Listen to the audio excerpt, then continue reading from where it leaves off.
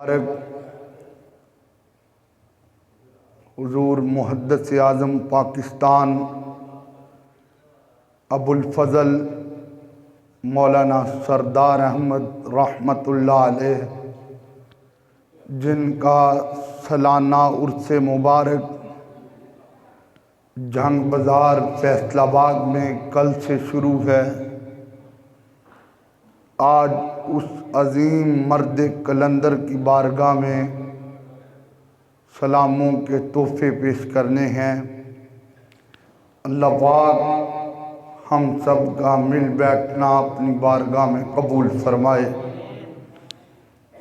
اللہ رب العزت نے قرآن مجید میں ارشاد فرمایا، قُلْ هَلْ يَسْتَوِي الَّذِينَ يَعْلَمُونَ وَالَّذِينَ لَا يَعْلَمُونَ۔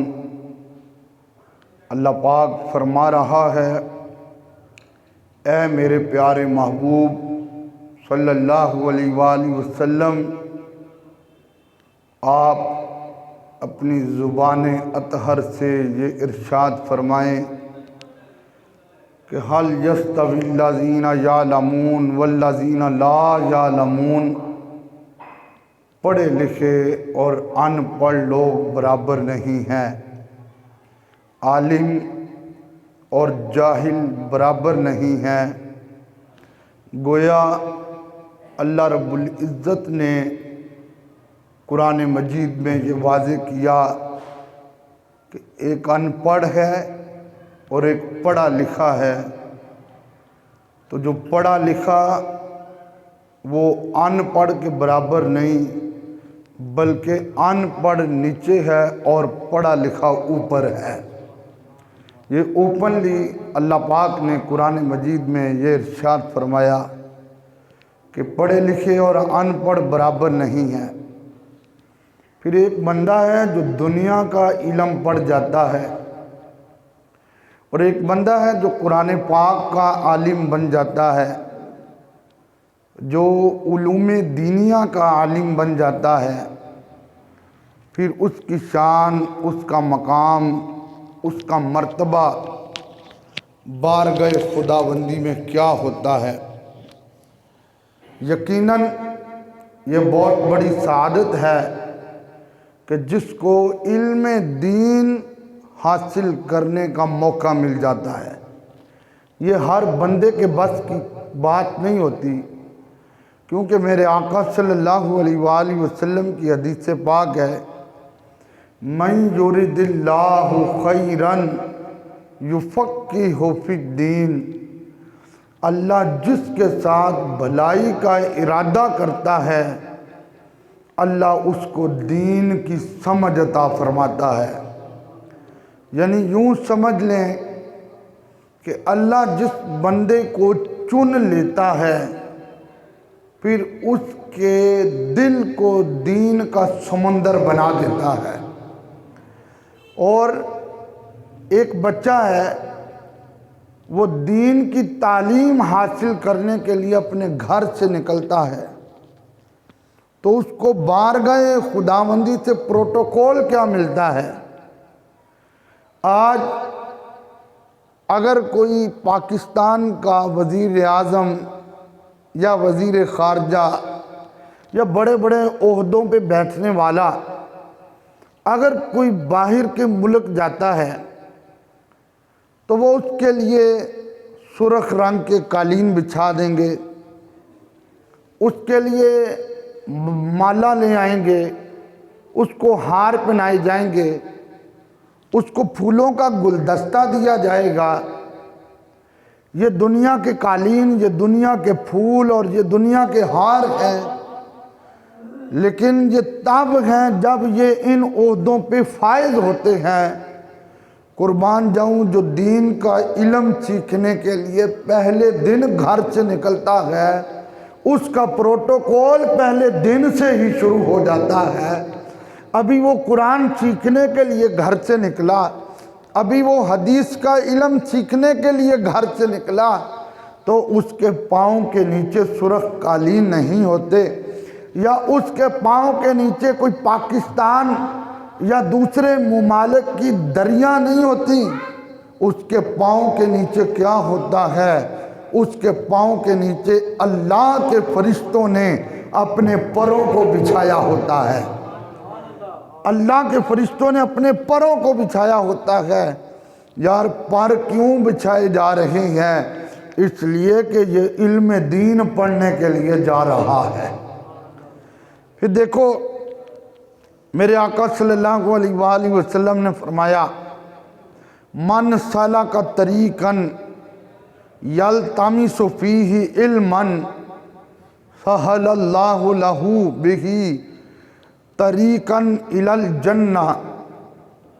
فرمایا جو علم دین حاصل کرنے کے لیے اپنے گھر سے نکلتا ہے اور اس نیت سے نکلتا ہے کہ میں رسول اللہ صلی اللہ علیہ وآلہ وسلم کی شریعت کا علم حاصل کروں گا، میں قرآن سیکھوں گا، میں نبی پاک صلی اللہ علیہ وآلہ وسلم کا فرمان سیکھوں گا، تو میرے آقا فرماتے ہیں چلتا تو زمین کی گلیوں پر ہے، لیکن یہ اٹھنے والے قدم قیامت والے دن جنت کی طرف سارے راستے کو صاف کر دیتے ہیں۔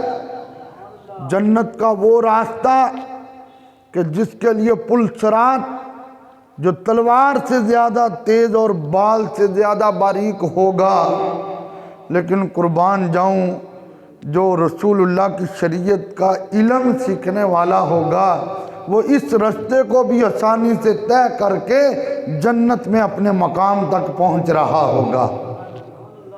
اور پھر دیکھیں کہ دین کا طالب علم جو دین سیکھنے کے لیے گیا، اس کا مقام، اس کی ویلیو بارگاہ خداوندی اور بارگاہ مصطفی میں کیا ہے؟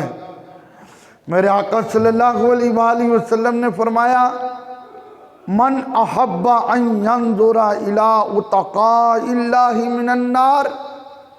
فرمایا کبھی کبھی تمہارا دل کر پڑے کہ ہم دنیا میں ایسے بندے کو دیکھیں جو بندہ دنیا میں چلتا پھرتا جنتی ہو، تو فَلْيَنظُرْ إِلَى الْمُتَعَلِّمِينَ۔ فرمایا جو حدیث کا سبق پڑھنے والا ہے، جو قرآن کا علم سیکھنے والا ہے، اس کو دیکھ لینا، یوں سمجھنا تم نے دنیا میں کسی جنتی کی زیارت کر لی ہے۔ دیکھیں وہ کسی استاد کے پاس قرآن پڑھنے جا رہا ہے، وہ حدیث پڑھنے جا رہا ہے، وہ درس نظامی کے اسباق پڑھنے جا رہا ہے، لیکن یہ کتنا بڑا اعزاز ہے کہ اس کو اللہ پاک کی طرف سے جنتی ہونے کا سرٹیفکیٹ عطا کیا جا رہا ہے۔ یار جو دین پڑھنے جائے وہ جنتی ہے، اور جو دین پڑھا رہا ہو اس کی شان کا کیا عالم ہوگا۔ ایک رستے پہ چل کے کوئی کوالا رسول اللہ صلی اللہ علیہ وآلہ وسلم پڑھنے کے لیے جائے، اور ایک مسند پہ بیٹھ کے کوالا رسول اللہ صلی اللہ علیہ وآلہ وسلم پڑھا رہا ہو، تو جب حدیث کا سبق پڑھنے کے لیے جانے والے کو اتنا مقام دیا گیا ہے، تو جو مسند حدیث پہ بیٹھ کے پڑھانے والا ہو، پھر خدا پاک کی بارگاہ میں اس کا مرتبہ بلند و بالا ہوتا نظر آئے گا۔ انہی ہستیوں میں سے جھنگ بازار فیصل آباد میں رہنے والے ایک مرد کلندر نے اتنی حدیث پڑھائی کہ پورا زمانہ ان کو محدث اعظم کہتا ہے۔ محدث کا مطلب ہی حدیث پڑھانے والا ہے۔ محدث اس میں فاعل کا صیغہ ہے، حدیث پڑھانے والا۔ اور پھر محدث صرف محدث ہی نہیں رہے، محدث ایسے بنے کہ محدث اعظم بن گئے، محدث ایسے بنے کہ محدث اعظم بن گئے۔ آج ان کے عرس پاک کا دوسرا دن ہے۔ آؤ میں تمہیں ان کی ہسٹری بتانے لگا ہوں۔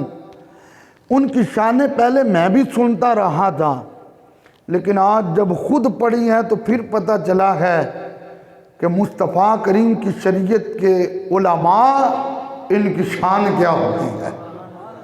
آپ کی ولادت 22 ستمبر 1903 میں قصبہ دیال گڑھ ضلع گرداسپور میں ہوئی۔ یہ جو بچے نیک ہوتے ہیں، ان بچوں کے نیک ہونے میں والدین کا بڑا کردار ہوتا ہے۔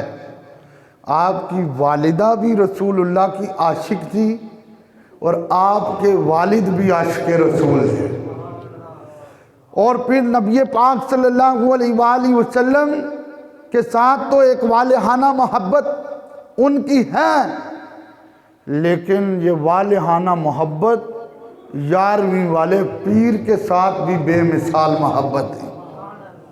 حضور محدث اعظم رحمۃ اللہ علیہ، آپ کی چھوٹی سی عمر ہے، چھوٹی سی عمر میں دین اسلام کے ساتھ بڑا لگاؤ تھا۔ آج کل چھوٹے بچوں پہ توجہ نہیں دی جاتی، ٹھیک ہے، لیکن آپ کے اوپر ماں باپ کی تربیت کا یہ اثر تھا کہ آپ چھوٹی عمر میں اگر مسجد سے گھر آتے یا گھر سے مسجد جاتے تو زبان پہ مصطفیٰ کریم کی نعت شریف جاری رہتی تھی۔ نعت شریف اس ذوق سے پڑھ رہے ہوتے تھے کہ سننے والا کہتا تھا کہ اس بچے کے دل میں بچپن ہی سے مصطفیٰ کریم کی محبت کا جھنڈا لگا ہوا ہے۔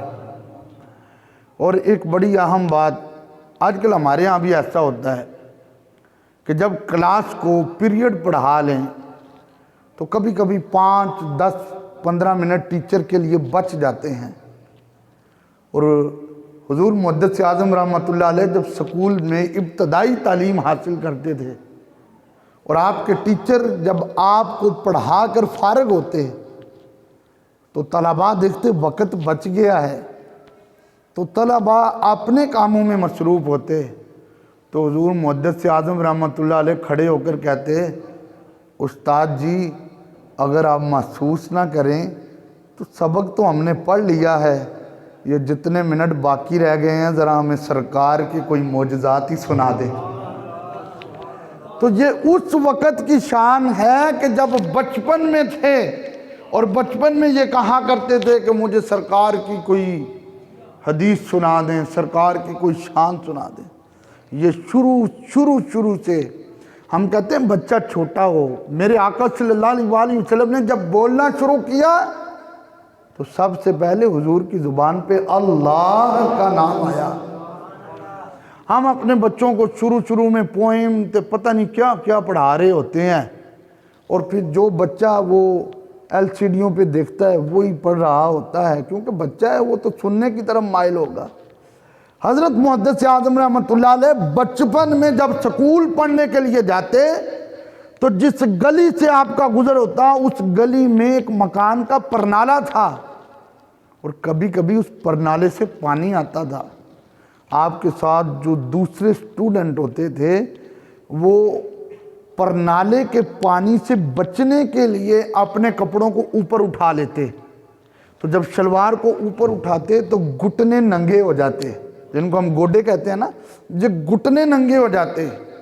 اور شریعت میں مرد کو گھٹنے ننگے کرنے کی اجازت نہیں ہے۔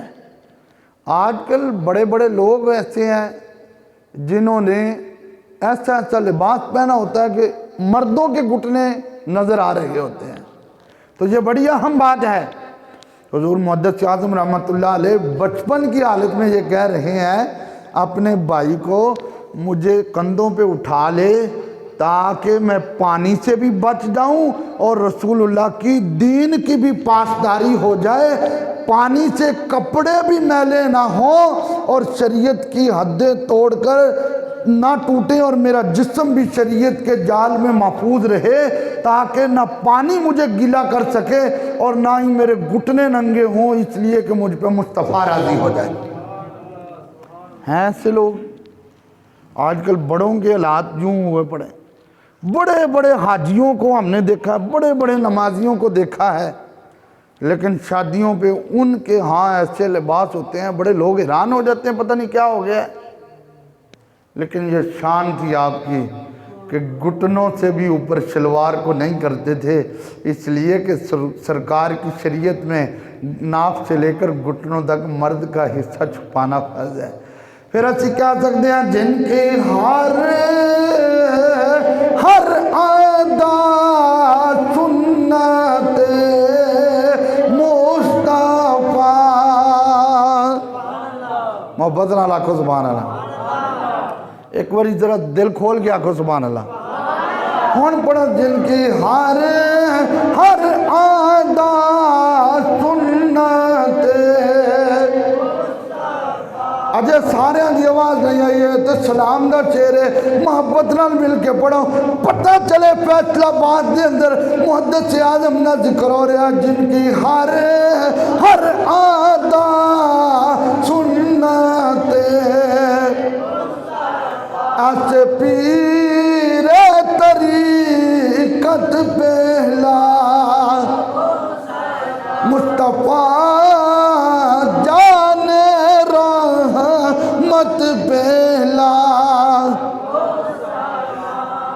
سلام دا شیرہ سارے ذوق نال پڑھو، تسی ماشاءاللہ کنے رسول اللہ دے نوکر بیٹھے ہو۔ مصطفیٰ جان رحمت پہلا، یہ جو بچوں کے نام رکھے جاتے ہیں یہ نام بھی سوچ سمجھ کے رکھنے چاہیے، کسی اداکار کے نام پہ نام نہیں رکھنا چاہیے، بلکہ میرے مصطفیٰ فرماتے ہیں جس نے اپنے بچوں کا نام میرے نام کے ساتھ رکھا، میرے لجپال فرماتے ہیں اگر میرے نام کے ساتھ اپنے بچوں کا نام رکھا قیامت والے دن اللہ فرمائے گا اور جس بندے نے اپنے بیٹوں کے نام میرے محبوب کے نام کی نسبت سے رکھے گا، جاؤ میں نے جنت کے دروازے کھولے گا، میں کوئی تمہیں تو نہیں دیکھ رہا، میں تو نام مصطفیٰ کی برکتوں کے بدلے اس بندے کو جنت عطا کر رہا ہوں۔ تو یہ ناموں کا بھی بڑا معاملہ ہوتا ہے، ناموں کا بھی بڑا معاملہ ہوتا ہے۔ آپ کی والدہ نے آپ کا نام سردار احمد رکھا، سردار احمد رکھا، ایک دن حضور محدث اعظم سامنے آئے تو ماں کہنے لگی بیٹا میں نے تمہارا نام سردار محمد یا سردار احمد رکھا گیا، اے میرے بیٹے ایک وقت آئے گا لوگ دیکھیں گے تو دین کا بھی سردار ہوگا، تو دنیا کا بھی سردار ہوگا۔ پھر لوگوں نے دیکھا اتنا دین حاصل کیا، آج کوئی ملک بھی ایسا نہیں کہ جس جگہ پہ محدث اعظم کے شاگرد نہ بیٹھے ہو، ہر ملک میں حضرت محدث اعظم کی پڑھائی ہوئی دینی تعلیم کا اثر ہے، اور دنیا کا اس طرح عالم بنایا کہ بڑے بڑے دنیا دار آج بھی جا کر ان کی چوکھٹ کو بوسہ دے کے کہتے ہیں ایسے پیر طریقت پہلا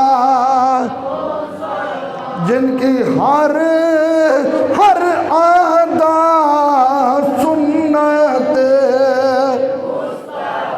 ایسے پیر طریقت پہلا۔ سکول پڑھتے تھے سکول، اور سکول کی تعلیم کے بعد کالج میں آئے اور ایف اے کر رہے تھے، تو اعلیٰ حضرت بریلی والے امام احمد رضا فاضل بریلوی رحمت اللہ علیہ، ان کے بیٹے مولانا حامد رضا صاحب رحمت اللہ علیہ لاہور میں تشریف لائے۔ یہ لاہور میں کس لیے آئے؟ ایک محفل پاک تھی، اس محفل پاک میں سرکار کی شانیں بیان کرنی تھی۔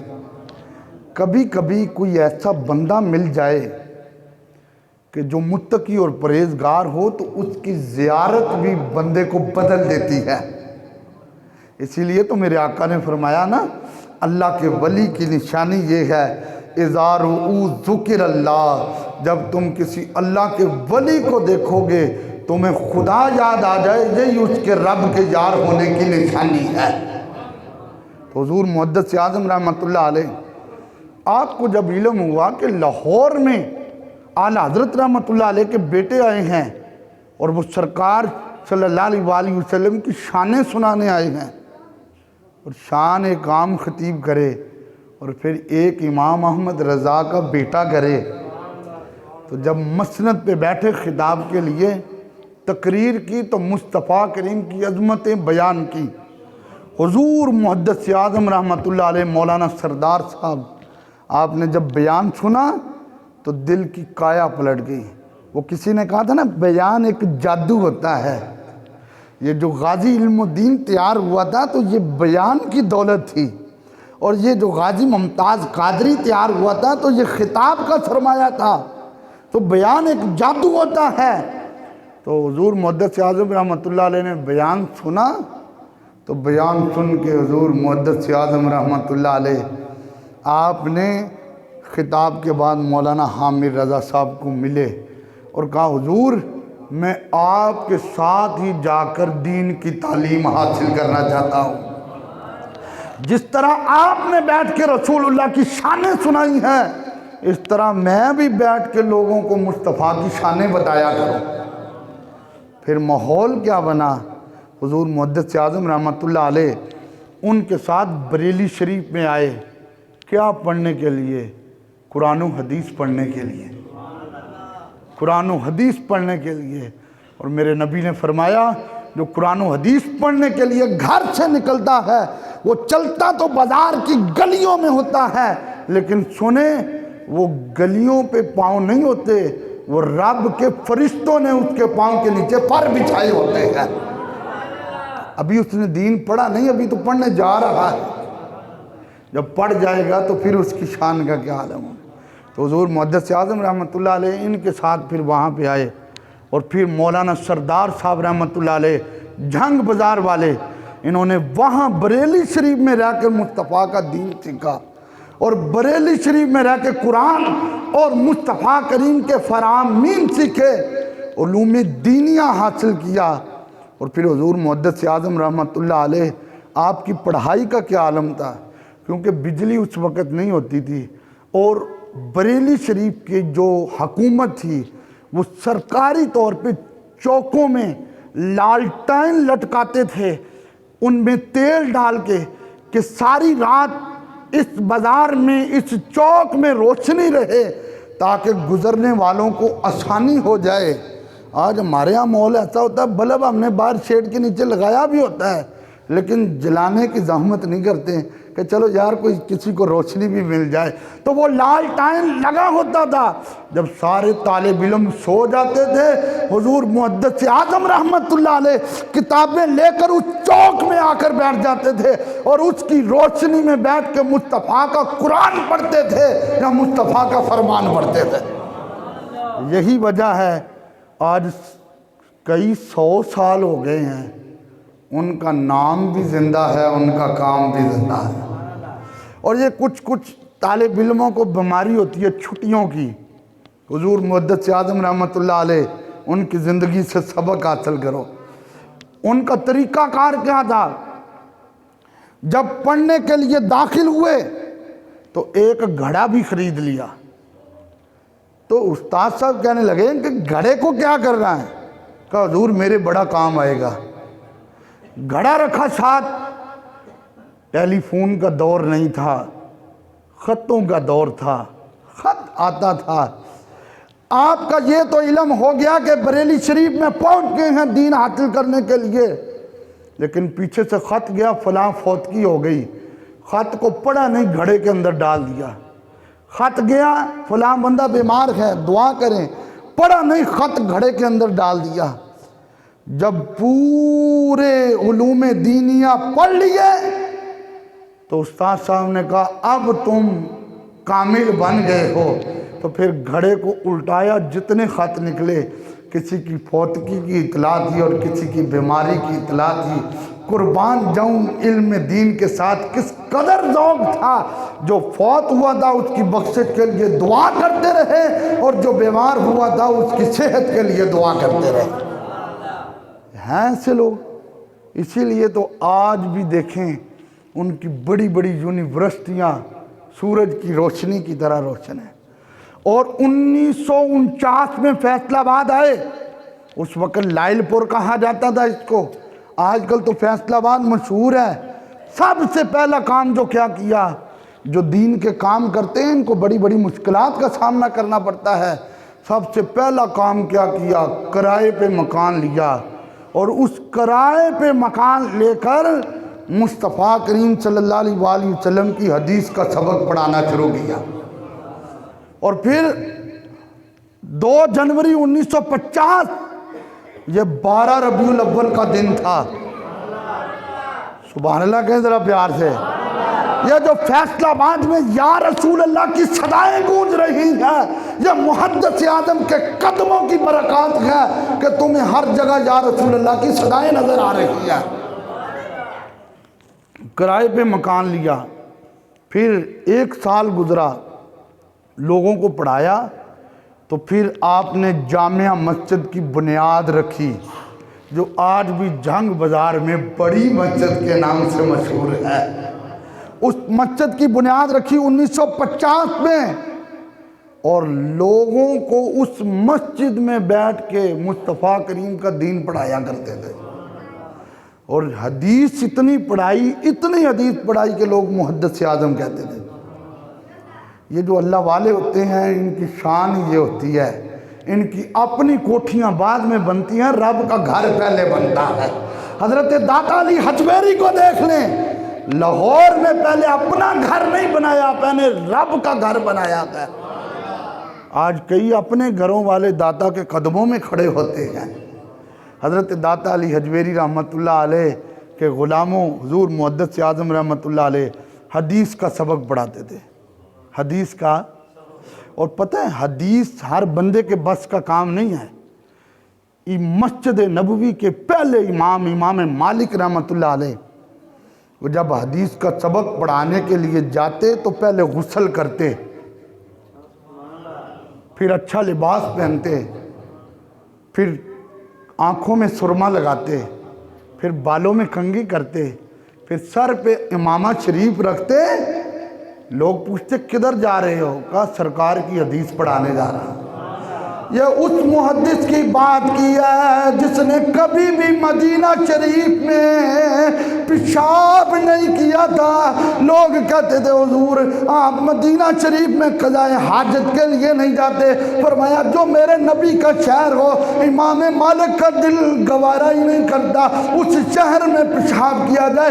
مدینہ کی گلیوں میں جب چلتے تھے تو مدینہ کی دیوار کو اپنے ہونٹوں سے چوم لیا کرتے تھے۔ اور کسی ملنگ کی بات نہیں کر رہا، یہ محدث کی بات کر رہا ہوں، حدیث پڑھانے والے کی بات کر رہا ہوں۔ ایک دن لوگوں نے کہا حضور آپ دیوار کو کیوں چومتے ہیں؟ فرمایا چپ کر جا، میں دیوار کو نہیں، میں تو نگاہ یار کو چومتا ہوں۔ یہاں پہ کئی بار میرے نبی کی نظر پڑی ہوگی، میں دیواروں کو اس لیے چومتا ہوں۔ کبھی بھی پورے مدینے میں جوتا نہیں پہنا تھا۔ لوگ پوچھتے تھے امام مالک سے آپ نے جوتا کیوں نہیں پہنا گیا؟ آپ فرمایا کرتے تھے اور مدینے کی گلیوں میں میرے لجپال چلتے رہیں گا، یہ وہی قدم ہے جو اللہ کے عرش پہ لگ کے آئے ہیں۔ میں جوتا اس لیے نہیں پہنتا کہیں میرے نبی نے جہاں پہ قدم لگائے ہوں اس کے اوپر میرا قدم نہ آ جائے۔ دیواروں کے ساتھ چمٹ چمٹ کے چلا کرتے تھے اس لیے کہ میرے مصطفیٰ کہیں درمیان میں چلے ہوں تو میرے قدم اوپر نہ آئے۔ تو پھر ہم تو سینہ کھول کے کہتے ہیں جن کی ہارے ہر آدھا سنت اجے سارے نہیں پڑھا مل کے پڑھو، جن کی ہارے ہر آدھا سنت ایسے پیر طریقت پہلا۔ یار جنگ بازار میں حضور محدث اعظم کا عرس مبارک شروع ہے اور ہم فیصل آباد شیخ پورہ روڈ کی جامعہ مسجد میں ان کا ذکر کر رہے ہیں۔ اس طرح گونج ڈالے تاکہ پتہ چلے اور یا رسول اللہ کی صدائیں حضرت محدث اعظم کے قدموں کی برکات ہے، جن کی ہر آدھا سنت ایسے پیر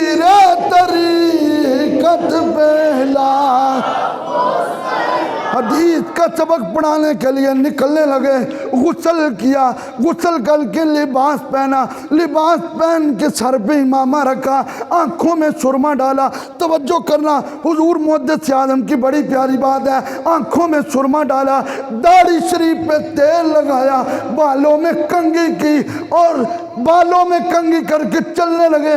سامنے سے ایک بندہ مل گیا، اس نے کہا لگتا ہے آج کسی بڑے آدمی سے ملاقات کرنے کے لیے جا رہے ہیں۔ فرمایا سنا کسی بڑے سے ملاقات کے لیے نہیں جا رہا، اللہ کے بعد جو سب سے بڑے ہیں میں ان کی حدیث کا سبق پڑھانے جا رہا ہوں۔ ایسے پیر طریقت بیلا،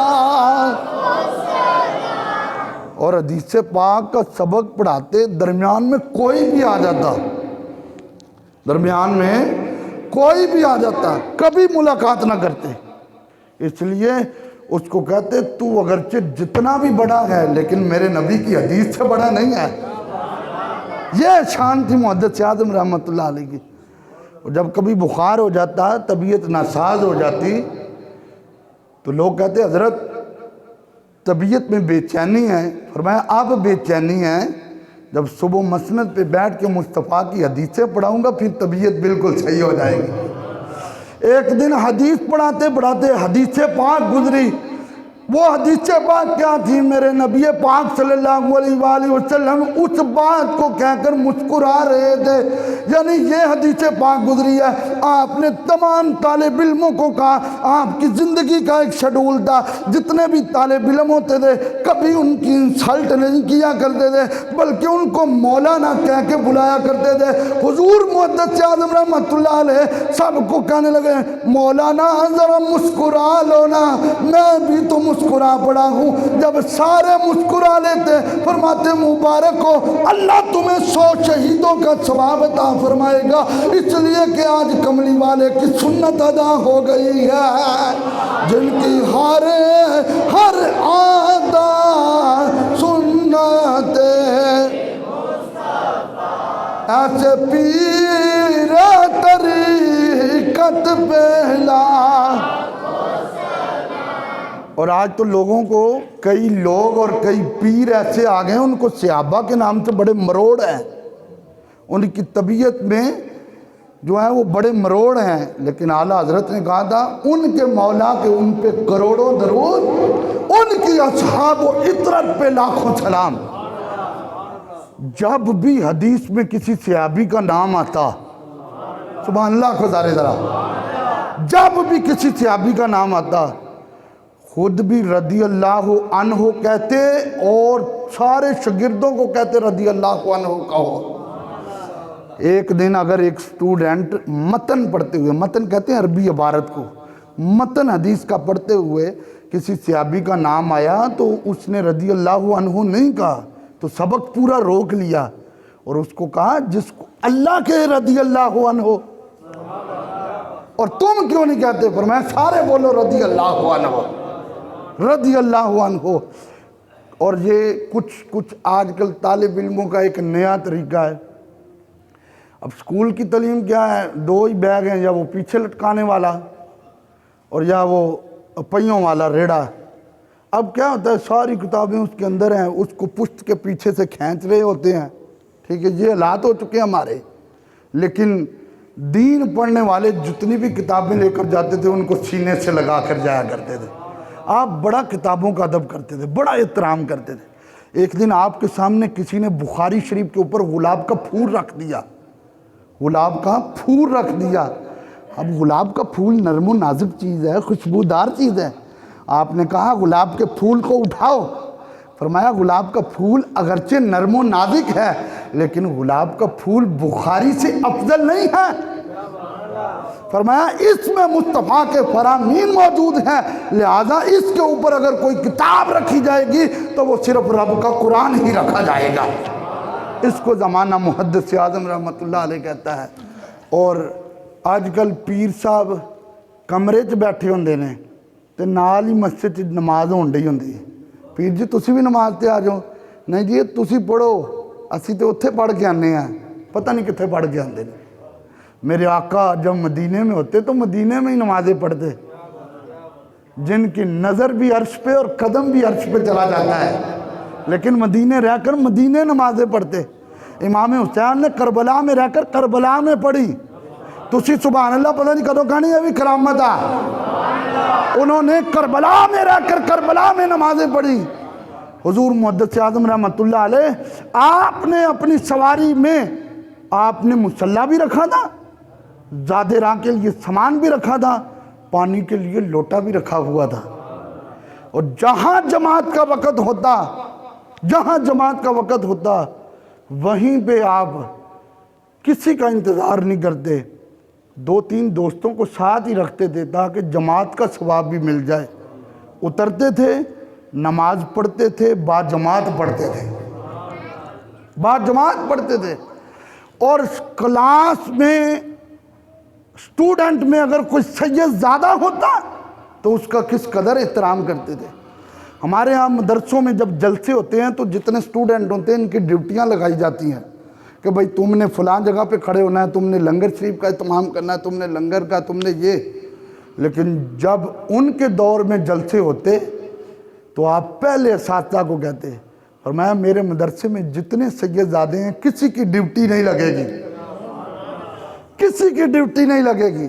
اور جب لوگ وہ سید زادے آپ کی بارگاہ میں آتے تو کہتے استاد محترم ہمیں حکم فرمایا، ہمارے لائق کا کیا کام ہے؟ فرمایا تم ہو شہزادے، تم ہو شہزادے۔ اور فرمایا شہزادوں سے کام نہیں لیا جاتا، تم نے بس کھانا تناول کرنا ہے اور تم نے محدث اعظم کے لیے دعا کرنی ہے، اس لیے کہ تمہاری رگوں میں سیدہ خاتون جنت پاک کا خون موجود ہے۔ ایسے پیر طریقت پہلا، اور مل کے پڑھئے ایسے پیر طریقت پہلا۔ ہم جب نماز پڑھتے ہیں نا تو لوگ سلام لیتے ہیں بعد میں، ٹھیک ہے؟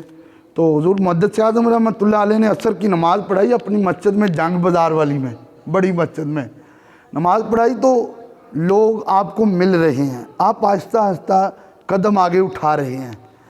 تو جب رش پڑ گیا تو ایک بندے نے نا بائیں ہاتھ سے آپ کے بائیں ہاتھ میں نذرانہ کچھ تحفہ دینا چاہا، تو فوراً، یہ نہیں کہ ہجوم میں کھڑے ہیں تو رسول اللہ کی شریعت پہ عمل نہ ہو، نہیں، فوراً آپ نے ہاتھ پیچھے کھینچا اور باقیوں کو کہا رک جاؤ، اور اس کی طرف مخاطب ہو کے کہا میرے نبی کی حدیث ہے الٹے ہاتھ سے لینا اور الٹے ہاتھ سے دینا یہ شیطان کا کام ہے، لہٰذا اگر تم نے دینا ہے تو دائیں ہاتھ سے دو، مصطفیٰ بھی راضی ہو جائیں گے، خدا بھی راضی ہو جائے گا۔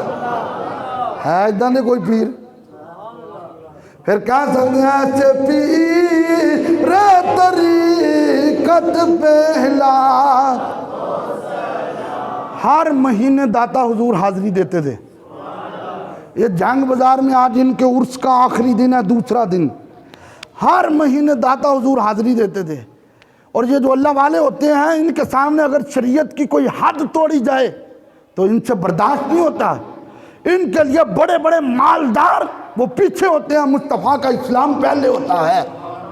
آپ کی موجودگی میں حضور محدث اعظم رحمۃ اللہ علیہ داتا حضور حاضری دے رہے تھے، آپ کی موجودگی میں ایک بندہ آیا اور اس نے داتا صاحب کی قبر کو سجدہ کر دیا، سجدہ کیا، دعا کر رہے تھے، دعا چھوڑ دی وہیں پہ، اس کے سر سے پکڑ کے اس کو اٹھایا اور اٹھا کر فرمانے لگے سنو میرے نبی کی شریعت میں اگر کسی کو خدا سمجھ کے سجدہ کیا جائے تو وہ بندہ کافر ہو جاتا ہے، مشرک ہو جاتا ہے، اور اگر کسی کو تعظیم کی نیت سے سجدہ کیا جائے تو یہ ہماری شریعت میں حرام ہے۔ اور مزار کی انتظامیہ کو بلا کر کہا تختی لگاؤ، کسی مزار کو سجدہ جائز نہیں ہے، سجدہ کرنا ہے تو فقط خدا تعالیٰ کی ذات کو کرنا ہے۔ یہ شان تھی محدث اعظم رحمۃ اللہ علیہ کی۔ اور یہ کون محدث اعظم رحمۃ اللہ علیہ؟ مبلغ ہر جگہ ہی مبلغ ہوتا ہے، یہ نہیں کہ کسی جگہ پہ ڈنڈی مار دے۔ گھوڑے پہ بیٹھے، وہ تانگے پہ بیٹھے، تانگے چلتے تھے ان دور میں، آج کل رکشے اور پتہ نہیں کیا کیا نکل آیا، تو تانگے پہ بیٹھے نا تو تانگے والے نے گھوڑے کو مار کر گالی دی، تو فوراً یہ نہیں کہ جو مجھے یہاں پہ اتار دے گا، نہیں، آج یار کسی بس میں یا کسی گاڑی میں بیٹھ جائیں، اس کو کہا جائے گانے بند کرو تو وہ کہتا ہے اتر جائیں ادھر، لیکن فوراً اس ٹانگے چلانے والے کو کہا میرے نبی کی شریعت میں جانور کو گالی دینا جائز نہیں۔ مجھے بتاؤ جب جانور کو جائز نہیں بندے کو جائز ہے؟ اور بتاؤ تو صحیح، جب ایک جانور کو گالی نہیں دی جا سکتی تو مسلمان کو دی جا سکتی ہے؟ تو ہمارے ہاں کیا ہوتا ہے، ہم تو لمبی لمبی لسٹ گالیوں کی چھوڑ دیتے ہیں، اور یہی تو میرے آقا نے فرمایا جو میرا امتی مجھے اپنی زبان کی اور اپنی شرمگاہ کی ضمانت دیتا ہے، میں اللہ کا رسول اسے جنت کی ضمانت دیتا ہوں۔ کبھی ہم نے سوچا ہے ہماری زبان سے کیا کیا نکل رہا ہے؟ طلباء کی اتنی عزت کرتے کہ مولانا کہہ کے بلاتے تھے، اور آپ کو ایک بات بتاؤں تو آپ کا دل باغ باغ ہو جائے گا۔ حضور محدث اعظم رحمۃ اللہ علیہ جنگ بازار والے، ان کے شاگردوں میں ایک شاگرد کا نام مفتی محمد امین رحمۃ اللہ علیہ ہے۔ وہ مفتی امین صاحب کہ جن کا دھوبی گھاٹ کا گراؤنڈ کم پڑ گیا، لوگ پیسے دیتے ہیں، بریانی کی پلیٹیں دیتے ہیں، یار گراؤنڈ بھر دو، لیکن اس مرد کلندر کے جنازے کے لیے صرف گراؤنڈ ہی نہیں، فیصل آباد کے بازار بھی بھرے ہوئے تھے۔ یہ محدث اعظم کے ایک شاگرد کا نام ہے۔ بڑی پیاری بات ہے، کرام الحق صاحب مزہ آئے گا تو انہوں، بڑی پیاری بات ہے، بڑی قابل توجہ ہے۔ یہ دعوت اسلامی والوں نے فیصل آباد کا نام ہی سردار آباد رکھا ہوا ہے۔ بڑی پیاری بات ہے۔ فرماتے ہیں مفتی امین صاحب کہ میں پڑھتا تھا تو آج کل تو یہ پمپ دوسرے نکل آئے ہیں، کہتے ہیں اس وقت نلکا لگوایا جاتا تھا، اور حضور محدث اعظم رحمۃ اللہ علیہ نے اپنے گھر میں نلکا لگوانا تھا، تو کہتے ہیں جب نلکے والے وہ مزدور مستری جو ہیں وہ آئے ہوئے ہیں تو وہ نیچے سے ریت نکال رہے ہیں زمین سے، جس کو ہم بور کہتے ہیں، نیچے سے ریت نکال رہے ہیں۔